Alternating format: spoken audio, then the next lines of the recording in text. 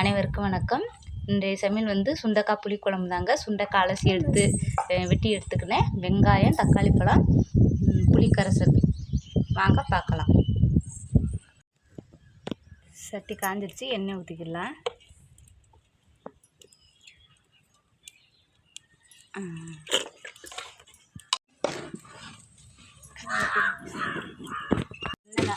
எண்ணெய் நல்லா காஞ்சிடுச்சு, வெந்தயம் போட்டுக்கலாம்.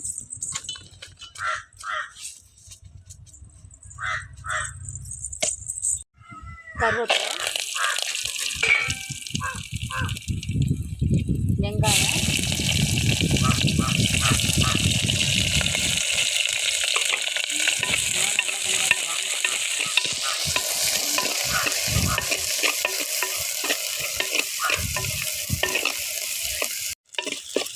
வெங்காயம் நல்லா வதங்கிடுச்சு. தக்காளி பழம் போட்டுக்கலாம்.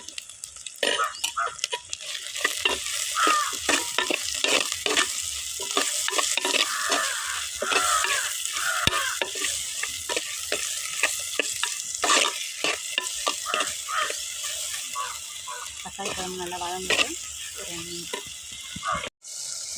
சுண்டைக்காயை போட்டுக்கலாம்.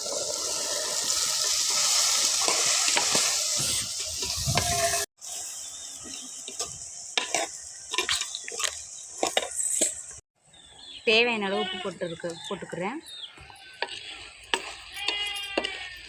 இந்த சுண்டைக்காய் வந்து சாப்பிட்றது வந்து வேக்காலத்துக்கு, வயிற்று புண்ணுக்கு, இதுக்கெல்லாம் நல்லதுங்க சாப்பிட்டாலே. இந்த சுண்டைக்காய் வந்து அதிகமாக விரை உள்ளதில்ல, அது மாதிரி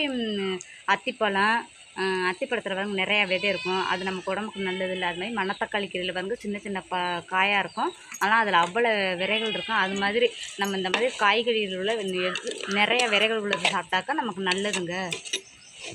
எனக்கு வந்து இது வந்து பச்சையாக கிடச்சிருக்கு, அதனால் நான் புளிக்குழம்பா வைக்கிறேன். சாம்பாராக வைக்கலாம். நீங்கள் வந்து உங்களுக்கு கிடைக்கலன்னா கடையில் இந்த மாதிரி வத்தல் கிடைக்கும், நீங்கள் அதை வாங்கி வத்தல் வாங்கி புளிக்குழம்பா வச்சு நீங்கள் சாப்பிட்லாம்.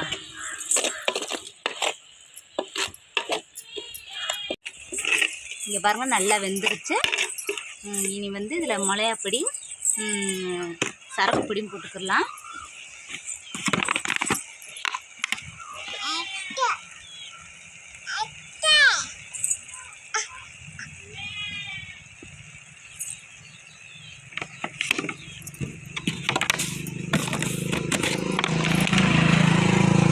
மிளகாத்தூள்,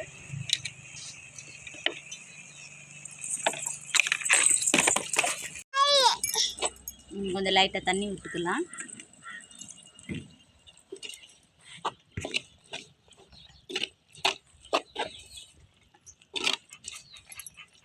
இன்னும் கூட கொஞ்சம் தண்ணி விட்டுக்கலாம்.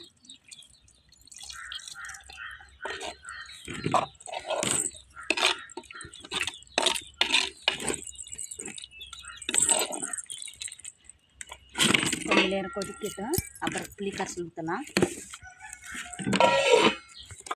நல்லா கொதிக்குது, நீ புளிக்கரைசல் ஊற்றிக்கலாம்.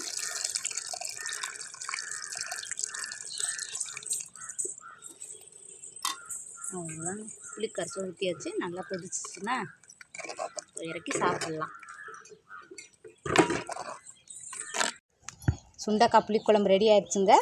இந்த வீடியோ உங்களுக்கு பிடிச்சிருந்தாக்க எங்கள் சேனலை சப்போர்ட் பண்ணுங்கள், கமெண்ட் பண்ணுங்கள்,